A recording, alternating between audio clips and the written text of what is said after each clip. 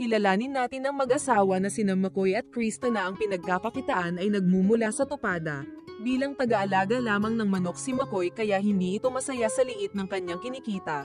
Bagaman hirap ang buhay ng dalawa ngunit kontento naman na rin doon si Krista kahit paano.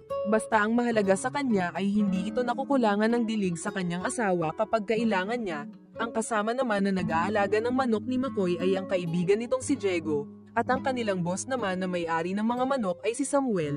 Sa lugar ng tupada dumidiskarte naman si Krista bilang tindera upang pandagdag kita. Darating naman doon ang kaibigan ni Krista na si Mikay at tila may problema ito dahil mahina raw ang kita niya ngayon bilang prosti. Bukod pa roon naban rin ito sa lugar ng tupada ni Samuel dahil ang mga nagiging customer niya kasi ay ninakawan niya matapos siyang magpaariba. Dahil doon humingi ito ng pabor kay Krista na tulungan daw siya nito na makapuslit sa tupada ni Samuel. Agad tumanggi si Krista sa balak na iyon ni Mikay dahil ayaw nito na mahuli sila at maparusahan ni Samuel. Nang makita naman ni Mikay si Diego isang plano ang naisip nito at ito ay magpapaararo ng todo kapalit ng paghingi niya ng pabor dito na makapasok sa tupada ni Samuel. Sa unang pagkakataon na makikita naman ni Samuel ang asawa ni McCoy na si Krista tila may ibang pagnanais agad ito sa angking ganda ni Krista. Sa oras na nagaganap na ang tupada dito na rin pa sikretong pinasok ni Diego si Krista ngunit hindi nila alam na nakita sila ng tauhan ni Samuel.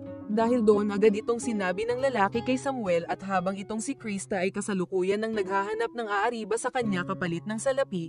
Dahil sa ginawang iyon naman ni Diego kaya pinag-utos ni Samuel sa mga tauhan nito na bigyan ng leksyon si Diego. Buti pa si Krista matapos lumigaya nagkaroon pa ng maraming pera dahil sa manupit na talent niya. Bilang hirap sa buhay naisip naman ni McCoy na maging Kristo na sana sa tupada para mas malaki ang kitaan. Ako, masaya naman ako. Ikaw? Paano ka magiging masaya sa ganitong sitwasyon? Isang kahig, isang tuka tayo. At least hindi tayo baon sa utang. Hindi pa ba ako sapat para sa'yo? Simula nung nagpakasal tayo, lalo lang ako naghirap eh. Sorry. Sumunod na araw naisip naman ni McCoy na sumubok na tumaya sa tupada at sa kabutihang palad agad itong nanalo. Ngunit nang malaman iyon ni Krista hindi ito natuwa sa ginawang iyon ni McCoy dahil mas priority nito ang mag-ipon upang makaalis na rin sa lugar nila. Sa parusang nakuha naman ni Diego muli itong binalaan ni Samuel na matuto na itong sumunod sa batas niya para walang maging problema. Sa pangalawang pagkakataon muli na namang tumaya sa tupada si McCoy ngunit siya ay natalo na. Sinubukan niya tuloy tumakas na kasama si Krista ngunit nakita rin siya ng nakalaban niya. Dahil sa wala ng pangbayad si McCoy kaya ang naging kapalit nito ay ang mga paninda ni Krista. Dahil sa nangyaring iyon labis na nadismaya tuloy si Krista kay McCoy at nabaon pa sila sa utang. Para makabayad sa utang naisip ni McCoy na kumuha ito ng manok ni Samuel upang ibenta. Subalit nakita ito ni Diego at nakiusap naman si McCoy sa kaibigan niya na huwag itong magsusumbong. Ang hindi alam ni McCoy na ang kaibigan nito ay ilalaglag rin siya. Sir Samuel, may gusto po akong sabihin sa'yo. Puwersahang binihag ang mag-asawa para bigyan ng leksyon si McCoy. Bagaman hindi kasama sa may atraso si Krista ngunit nagpumilit ito na iligtas ang asawa kaya pati siya ay nadamay. Hindi kinaya ni Krista na makitang kinakawawa si McCoy kaya nagsabi ito kay Samuel na gagawin niya raw ang lahat basta pakawalan na sila. Dahil doon inutos ni Samuel na tumayo si Krista at maghubad raw ito sa harap niya. Kasunod noon pilit pinasok ni Samuel si Krista sa isang silid at doon na rin ginawa ang kahayupan. Matapos noon inakala ni Krista na papalayain na ni Samuel si McCoy ngunit binihag niya ulit ito. Habang hindi pa raw nakakabayad ang mag-asawa mananatiling bihag muna si McCoy at paulit-ulit namang gagamitin si Krista. Umuwi ng mag-isa si Krista at hindi lubos matanggap ang kahayupang ginawa sa kanya. Kaya humingi ito ng tulong kay Mikay dahil gusto niyang bawian si Samuel kasama na rin si Diego na traidor. Pero bago iyon nakijoin muna si Krista kay Mikay na magpaariba sa isang lalaki upang magkaroon ng pera. May surprise ako sa'yo. Basta.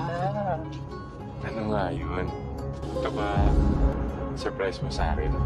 Matapos noon pinuntahan ni Mikay si Diego at sinabing may sorpresa daw ito sa kanya. Hindi nagtagal lumabas si Krista at dahan-dahang ginawa ng magkaibigan na painitin ang karburador ni Diego nang talaga namang halos pumutok na. Ngunit biglang piniga ni Krista ang bola-bola ni Diego at pilit niyang kinukuha ang susi dito. Dahil sa sakit walang nagawa si Diego kundi ibigay ang kinukuha ni Krista. Kinabukasan inumpisahan na rin ni Krista na akitin si Samuel upang makuha niya rin ang tiwala nito. Sinabi pa ni Krista na gusto niya na ring maging Kristo sa tupada at nangako siya kay Samuel na gagalingan niya raw. Mabilis namang nauto si Samuel ngunit muling nagpaariba si Krista para mas mapaniwala na talaga nito si Samuel. At sa oras na mayroon muling tupada dito na rin nagbalak ang magkaibigan na gawin ang kanilang plano. Ngunit matapos ng laban at natalo si Samuel kaya hinahanap nito si Krista.